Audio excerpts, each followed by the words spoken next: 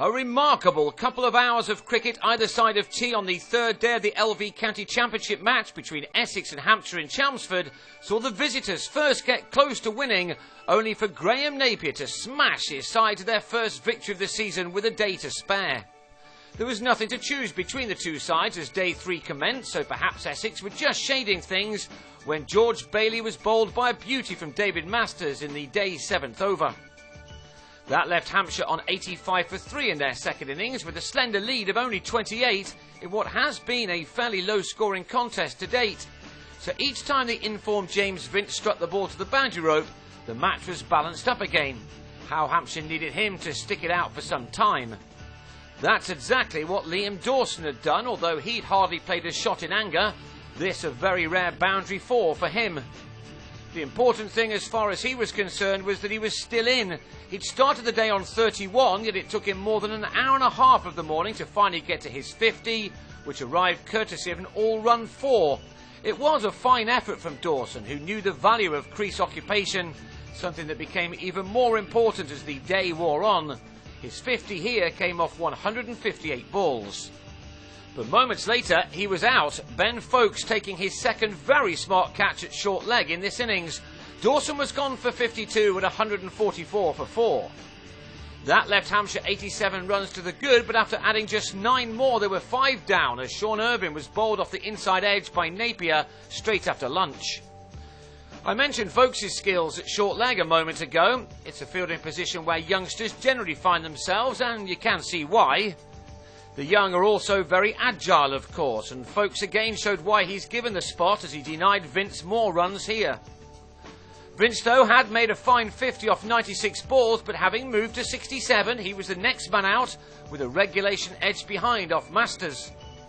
Hampshire were now on 188 for 6, 131 runs ahead, but they lost half of their wickets in 5 overs.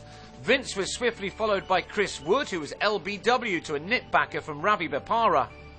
Masters then removed his former teammate Adam Wheater, who nicked off on 14.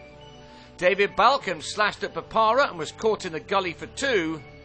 Before the all-rounder ended the innings in a flash by having James Tomlinson taken behind. In 30 balls, Hampshire had slumped from 188 for 5 to 199 all out, with the masterful Masters claiming the 25th 5-wicket haul of his brilliant career.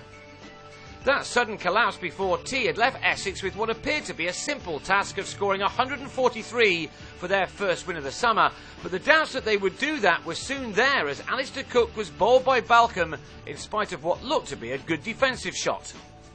That was not the start Essex would have wanted, of course, but few would have expected them to collapse as they did, even against a good attack with a new ball. That ball had very little to do with Tom West's dismissal. Jimmy Adams made a couple of attempts to pick the ball up at mid-wicket, but Rob Quiney ignored the old adage about never running on a misfield, and after some confusion, Wesley was run out for the second time in the match. The impressive and always pumped-up Balcombe then reduced Essex to 16 for 3 by having Bopara held at slip by Dawson for a third-ball duck. The nerves were starting to show when a disappointed-looking Quiney was the 4th man out, edging Tomlinson to Wheater in the 9th over. At next ball, Tomlinson struck again. Foakes played no shot to a ball which moved back into him, and he was adjudged leg before, with his side now in big trouble on 24 for 5. Surely James Foster, a man with so much experience, would calm things down, but would you believe it, he was run out by the slimmest of margins by George Bailey. In 69 balls, Essex had crumbled to 31 for 6 and looked dead and buried.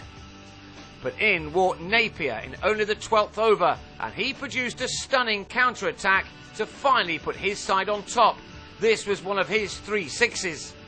His third 50 of what has been a fine season for the all-rounder arrived off 71 balls, and by the time he got there, the runs required were down to a more manageable 38. Napier's 74 in the first innings was the knot which had given his side a decent lead, and he was now finishing this match off in real style. Essex claimed the extra half an hour, and in the third over of that, Mark Bettini, who also batted extremely well under some pressure with Napier, clipped Dawson through mid-wicket for the winning runs. The joy from him was understandable.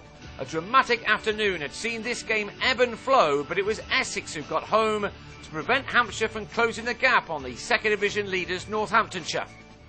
Napier ended on a game-changing 78 with Patini on a patient 35 as Essex won by 4 wickets. They moved off the foot of the table with the win, which earned them 21 points. For Hampshire, this was a real blow. They had to make do with only 3 points from a game in which for much of this day they looked the most likely victors.